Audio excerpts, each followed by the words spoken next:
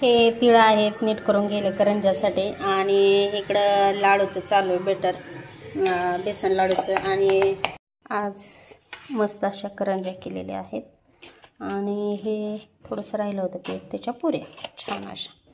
तर आपली चैत्रगौरीची तयारी झालेली आहे आणि उद्या हळदी कुंकू आहे, त्यासाठी आजच मी पूर्ण तयारी केलेली आहे। आता बघूत आणखी काय काय दाखवते तुम्हाला ते। नमस्कार, आज चैत्रगौरीचं हळदी कुंकू आहे, त्यामुळे एवढ्या कैऱ्या आणलेल्या आहेत। एवढ्या काय वापरायच्या नाही आहेत, पण 2-3 कैऱ्यांचं का नाही पण करायचे, त्यामुळे एवढ्या कैऱ्या आणलेल्या आहेत। गुड मॉर्निंग सगळ्यांना। सकाळी सकाळी एकदम फ्रेश वातावरण आहे आणि ह्या फ्रेश वातावरणातच मस्त असं मी का नाही पोर्च असा क्लीन केलेला आहे। इकडे कांदे एका साईडला लावून ठेवलेले आहेत। कांदे एवढे राहिलेत विकायचे, खूप विकले, आता एवढे राहिलेत। तेवढे एक कट्टा घरी ठेवणार आहेत आणि बाकीचे 2 विकणार आहेत। तर पोर्च अशा प्रकारे पाणी वगैरे टाकून मस्त क्लीन केलेलं आहे। हे ते झाड दिसते का, तर ते झाड माझ्या मैत्रिणींनी छोटंसं दिलं होतं, ते असं मस्त सुंदर झालेलं आहे।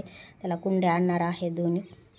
आणि ही आहे आपली तुळस आणि हे मस्त असं सकाळी सकाळी मस्त ऊन आलेलं आहे पोर्चमध्ये। तर आता इथे मस्त अशी सुंदर रांगोळी काढणार आहे मी। तर चला, सकाळचं वातावरण एकदम छान वाटतं आणि आता तुम्ही माझा ब्लॉग कंटिन्यू करा, बघू काय काय दाखवता येईल ते दाखवणार आहे मी।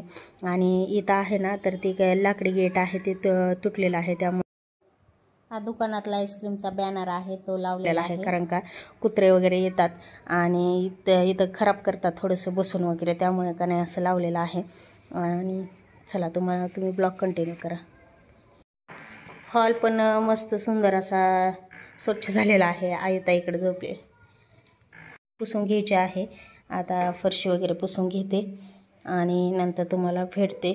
झाडून वगैरे झालेला आहे सध्या, तर फरशी पुसून घेते। आईताईकडे झोपलेले आहे ते, कारण तिला सुट्टी आहे ना, त्यामुळे।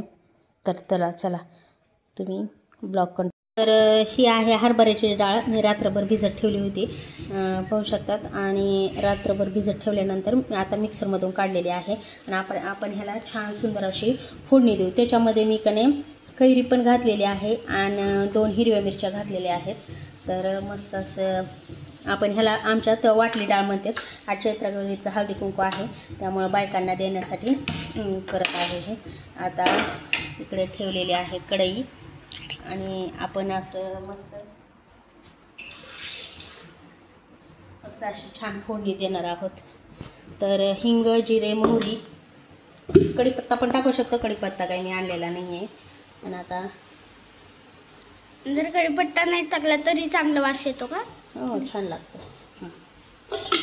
तर मी असं तेल दिलेलं आहे, तर आपण याच्यात टाकणार आहोत मोहरी आणि जिरे आणि ह्याला मस्त असं सुंदर तडतडू द्यायचं। तेल गरम होते, तर तेल गरम झालेलं आहे आणि जिरे छान फुललेले आहेत। मोहरी पण मस्त आता तडतडत आहे। मोहरी पण मस्त फुलल्यानंतर आपण त्याच्यात हिंग टाकणार आहोत। दाखवा हिंग जरा कशी असते ती। हे हिंग आहे, तर हिंग आपण मस्त ह्याच्यात टाकणार आहोत। जिरे आणि मोहरी मस्त फुललेली आहे, तर आपण ह्याच्यात हिंग टाकणार आहोत। हिंग टाकल्यानंतर आता गॅस बंद करणार आहोत आणि ही जी वाटली डाळ आहे त्याच्यामध्ये मी थोडीशी हळद टाकणार आहे, थोडीशी कलर येण्यासाठी। तर हळद टाकल्यानंतर आता मस्त अशी फोडणी,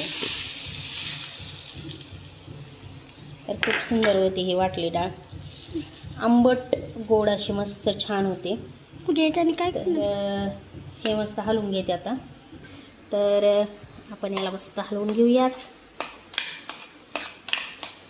आणि पण्याची पण मी तुम्हाला रेसिपी दाखवणार आहे। आंबे मी उकडून घेतलेले आहेत, ते पण दाखवते, पाहू शकतात। चालू आहे माझं सगळं काम आणि स्वयंपाक पण चालू आहे आणि का नाही आंबे उकडलेले आहेत। ही वाटली डाळीचं सगळं करून ठेवलेलं आहे, म्हणजे का नाही मस्त बायकांना देण्यासाठी होते. तर सकाळी सकाळीच हे सगळं आटपलं का मग मस्त हळदी कुंकाचं पण रांगोळी वगैरे काढायची. तर इकडं कुकर चालू आहे, स्वयंपाकाची पण तयारी आहे. इकडं कणिक तिंबून कणिक अशी तिंबून ठेवलेली आहे, पोळ्या पण करायच्या आहेत. आणि इथं आहेत मी का नाही हे घेतलेलं आहे, म्हणजे कैऱ्या मस्त अशा उकडून घेतलेल्या आहेत. त्या थंड झाल्यानंतर याचा मस्त कोळ काढणार आहे आणि पण आज करणार आहे सगळ्या बायकांना पिण्यासाठी. तर तुम्ही माझा ब्लॉग शेवटपर्यंत नक्की बघा. ही उकडलेल्या आता कैऱ्या आहेत, त्याचा आपण असं मस्त साल काढून घेऊया. बघा किती सुंदर निघाले साल, छान उकडलं गेले. आणि इकडच्या साईडला असा गूळ खिसून घेतलेला आहे.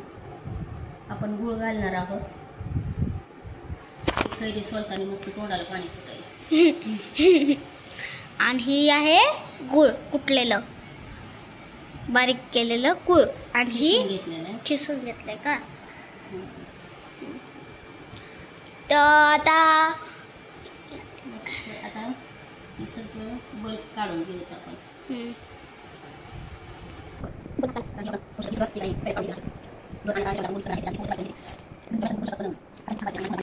काय करायचं माहिती आहे का, जेव्हा आपण कुकरमध्ये हे कैऱ्या ठेवतात ना, तेव्हा का नाही त्याच्यामध्ये पाणी जाऊ द्यायचं नाही. म्हणजे का नाही पाणी न जाण्यासारखं वरच्या भागाला ठेवून द्यायचं. पाणी जर गेलं का तर त्याचा कलरही चेंज होते, ती पानसट होऊन जाते. तर असा छान कलर येते त्याला. आता आपण ह्याच्यात गूळ मिक्स करणार आहे.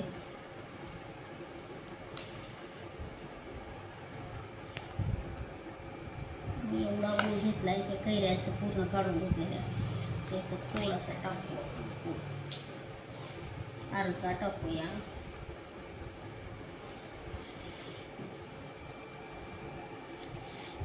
थोडा वास झाला. आता ह्याला मस्त असं बारीक करून घेऊ.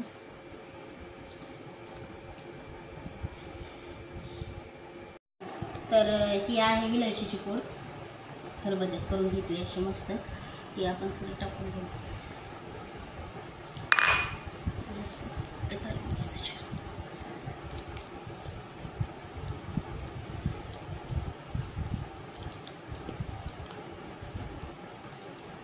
आणि हे असं ठेवून द्यायचं काचेच्या का नाही बरणीत वगैरे भरून.